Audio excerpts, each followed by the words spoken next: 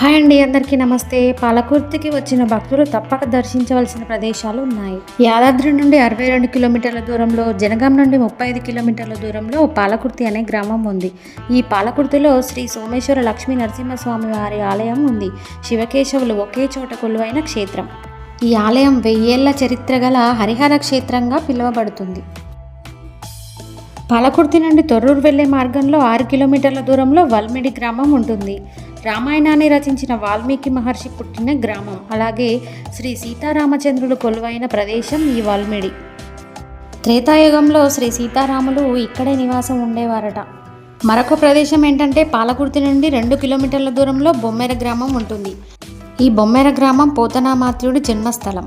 సంస్కృతంలో ఉన్న భాగవతాన్ని తెలుగులోకి అనువదించిన మహాకవి బొమ్మెర పోతన వారి జన్మస్థలం.